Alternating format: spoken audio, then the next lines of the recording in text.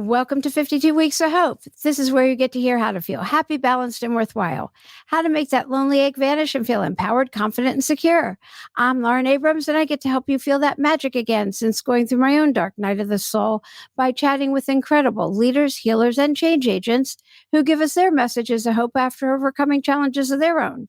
And today we're talking to entrepreneur, teacher, and bringer of light, Dani Reardon. Are you ready to discover life's infinite possibilities, to live in joy and aligned with your true calling?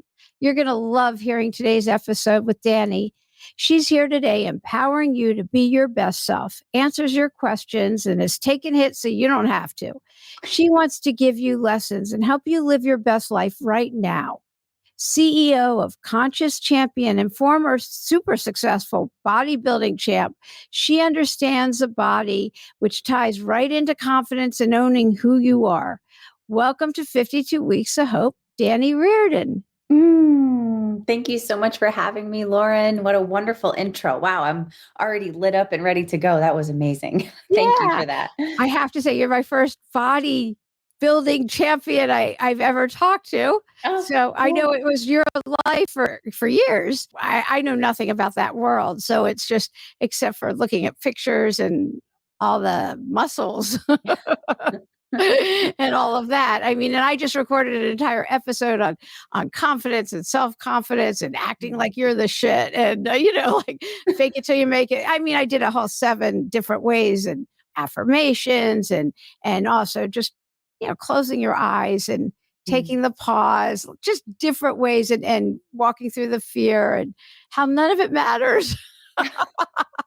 Actually, I didn't say that, but it's so true. Nobody's thinking about you. But I guess that doesn't count in the bodybuilding world, but it's just so interesting to me. But what had you get out of it, I guess, since here you were like a super big deal champion?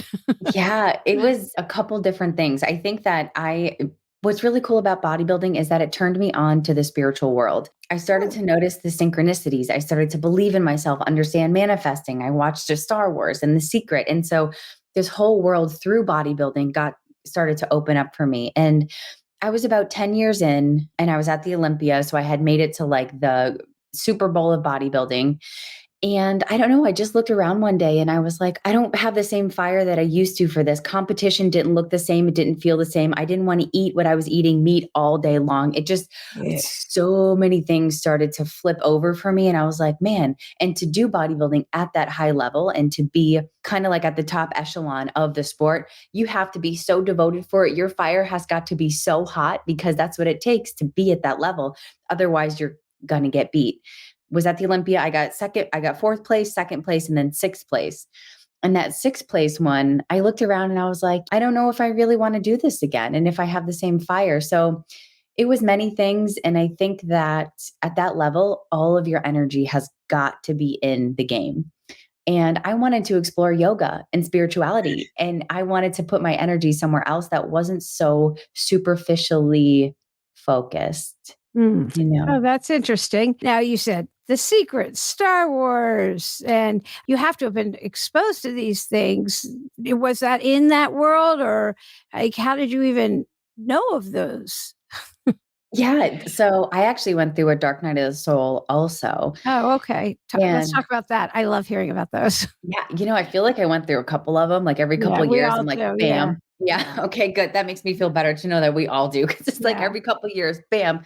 I know people think, oh, wow, really? You used to live like you've come from like my very dark night, being out on the streets, strung out and everything. I'm like, yeah, but that's just one. Yeah. That is the catalyst of my life. And it's a good story, but it's not the end. I mean, that is the worst. Okay, that is. And I'm forever grateful I'm alive and I've made it out of that. But that's decades ago. And it's not like, I float on the air and life's forever good after that. But it is. And I'm grateful for my life. Don't get me wrong. But yeah, it's not the end. Yeah. It's not like, oh, and she got clean and got an education and a life and everything and never had a problem again. Yeah. Never questioned, why are we here? Yeah. And I feel like and I think we talked a little bit about spirituality, like that's where we're headed. That's what lights us up. I kind of feel like because everything is in balance in the universe, the more that we reach for the light, the dark is going to come up. It has to. Everything's in polarities. And so I feel like those who seek the light are also going to have to deal with dark time after dark time after dark time as they go for the light. It's like that. That's what I believe. Yeah, but I don't think they're ever as dark. Like that was my darkest. And I've Mhm. been through another, like my dark night of the soul that prompted this podcast definitely was Mm. the next dark, but they've never been as like, they're never as dark. That's my experience of being on earth probably twice as long as you. So that's just for whatever that's worth. I think it's twice Yeah. as long.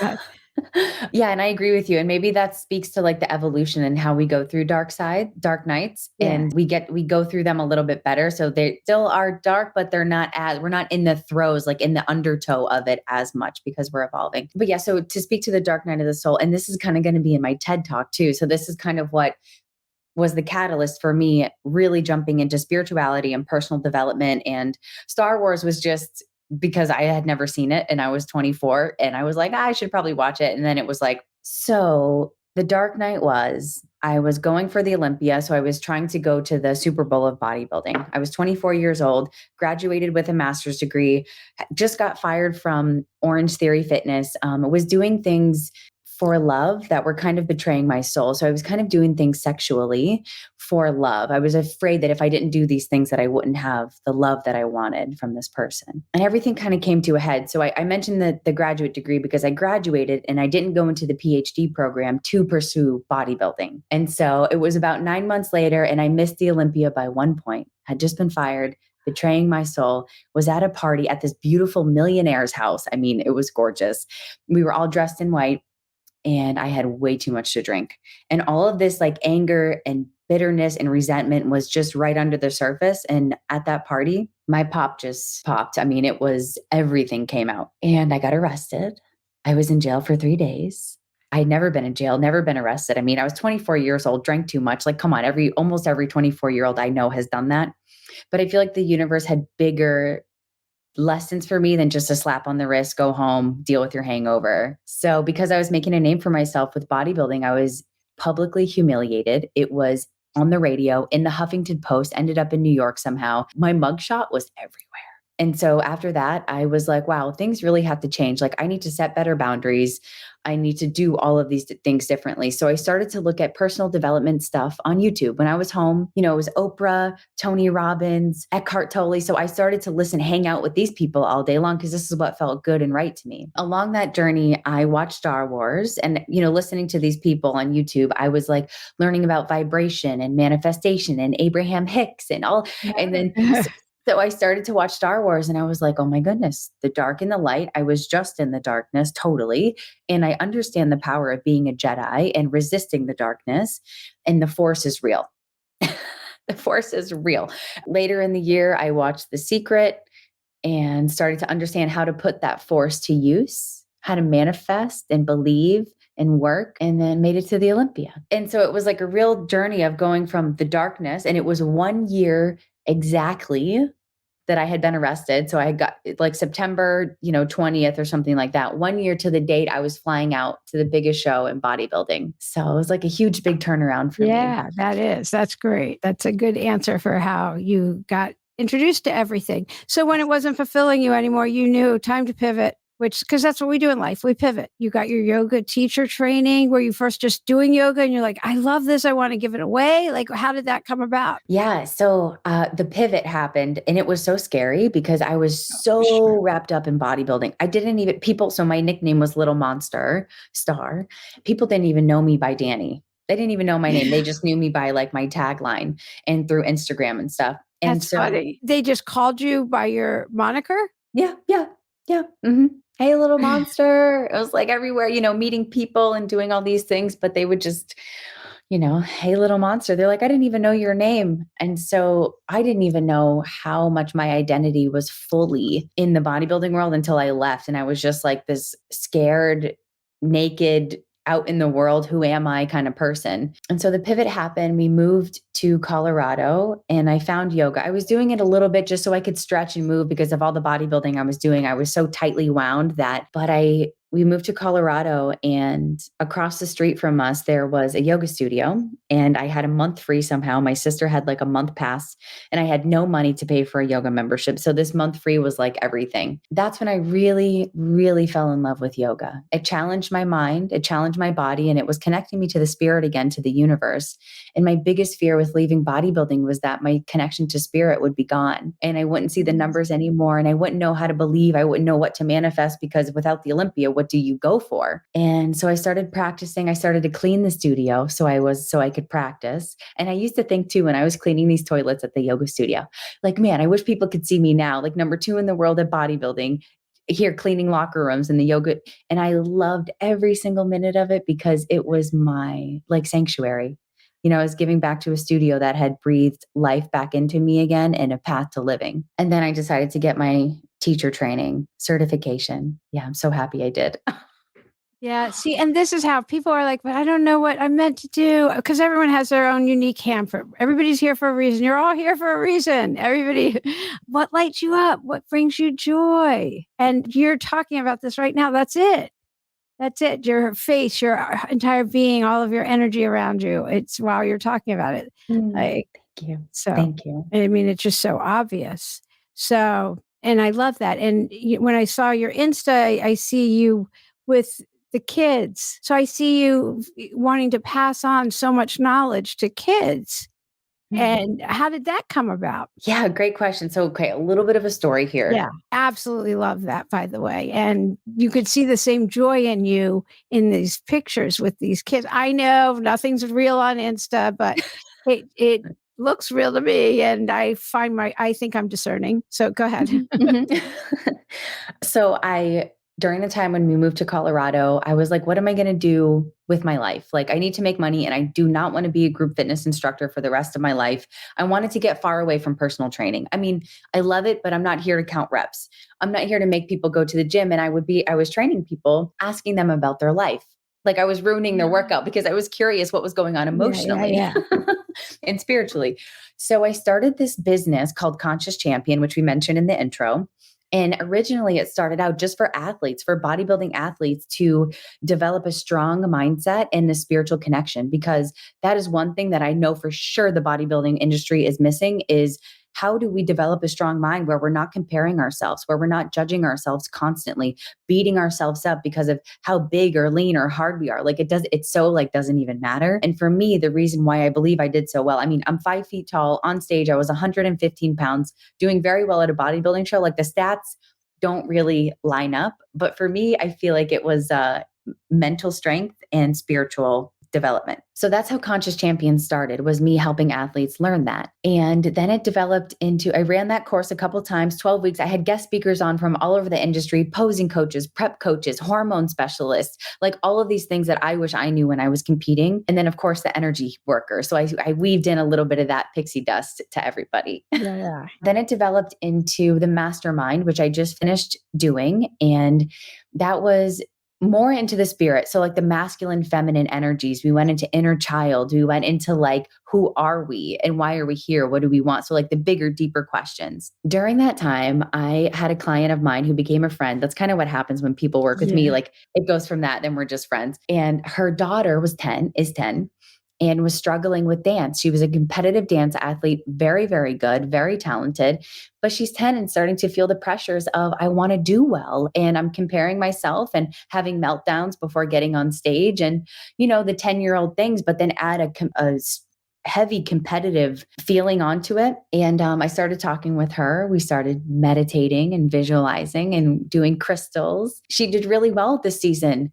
We did affirmations, power poses backstage, and it was almost like it gave her like a big sister mentor type. And we talked about mind, body, spirit. Then I started to work with a couple of her friends that also work at the studio with her.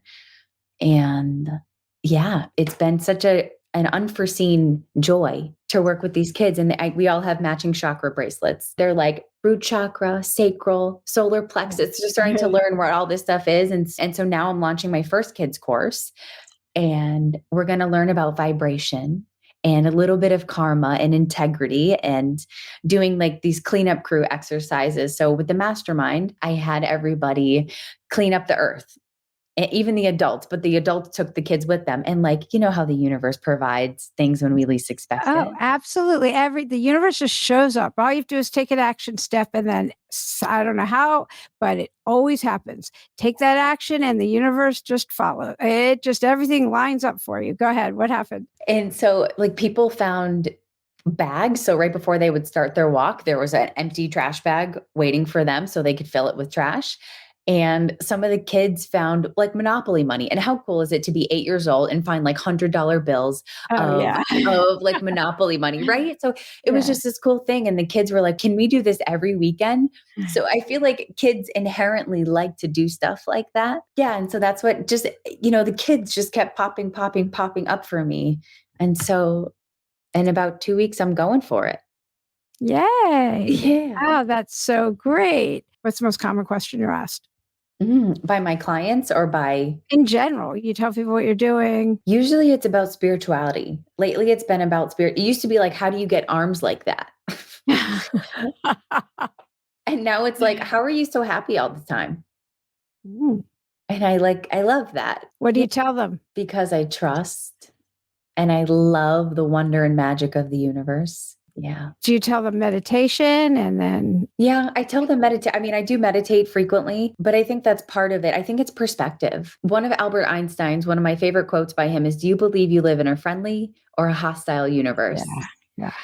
And I believe I live in a friendly universe. Even if hostile things happen to me, it's a lesson. It's here to teach me and help me grow and evolve. It's my school at that moment. And so I think it's a matter of perspective. Definitely. I keep reminding myself, and I hate that I have to put it it's on a post-it, but a friend of a lot of ours who passed away a month ago, 2 months, whatever. But her thing was the future's friendly. Remind people that I always said the future's friendly. Oh, I And love I love that. that. Isn't that great? And I was like, yeah, the future is friendly. So yeah, I definitely love that too. Oh, So for somebody who's struggling, they know they're here for a purpose and they're just not taking that leap, what would you tell them? that's so Because good. you took it. You did it. I mean, you were this famous bodybuilder, and look how happy you are that you did it. What would you tell someone? I would say follow your heart instead of your head. And my biggest thing is follow the good feeling. When I was bodybuilding, it didn't feel good anymore. What felt good to me is nature, exploring with psychedelics, moving to Colorado. My sister was there. And so for me, those were the things that felt good to me. And I didn't know where I was going to end up. I didn't even know yoga was going to be waiting for me there. But I followed the good feeling to leave and go for it. And even with Conscious Champion, following the good, like for me to be an online coach and even now to leap with the kids instead of working with adults, I would say follow the good feeling. And the word purpose and even passion can feel very like judgmental or daunting almost because there's like big stuff attached to it. But I would say like try on stuff like you're shopping, like you're trying on clothes, because some things affected shirts will fit you perfectly, but you don't know if you don't try. Yeah. I also, what you said before about trust, like that's how you're this happy is the trust. Trust. And how your intuition, your inner guidance, how do you listen to that? I saw you just closed your eyes and took a moment before you answered the last question. I would think the pause seems to be one of your ways, is what I'm noticing. Yeah. I could get better at the pause because my Yeah. energy is very excited and I Yeah. can't wait to answer and talk. Yeah. So I think it is definitely pausing and listening, like feeling for where it's coming from. Is this coming from an ego spot where I think this is what people want to hear from me? Or is this coming from something that's true and like a lived, felt wisdom experience that I've had? And then also learning when I didn't listen to my intuition and I kind of got slapped around a little bit. Yeah. I was listening to something. I don't remember when you said this. It might be from your very first podcast episode. You said you went through yoga teacher training. You were super lost, confused, and so much pain. You didn't know who you were or what to do. And that yoga gave you a path to walk, which I thought was so beautiful. And it reignited a light and a spiritual connection in you. Yeah. And it's been 2.5 years since you said that. And I thought that was really interesting. And so that's 2.5 years ago. Are you still on that path and further in? Yeah. Yeah. I was going to say all of that still rings true. I was like, did I say that today? Because that's still very, very true and real for me. And I teach yoga now a couple days a week over here. I live on Cape Cod and I love it. and I study, like what I do in my free time is I study the Bhagavad Gita, which is the, Hindu epic that they wrote for the Veda. Like I study Vedic stuff in my free time. So like, and I just got a tattoo that's Sanskrit. I am obsessed. What yoga did for me is it also opened up a door to this ancient wisdom. And when I teach, not only do I get to geek out, I love the mantras. I listen to them in my car. Like when I'm not doing yoga, this is what I listen to normally. And so it's opened up a path for me. And when I'm teaching, it's almost like I'm orchestrating the energy. I talk about the different, Hindu gods and goddesses, like Hanuman is like a big deal for me right now. And so during that, we'll have different poses. I tell different stories. We have different chants and different music that I listen to, that I play.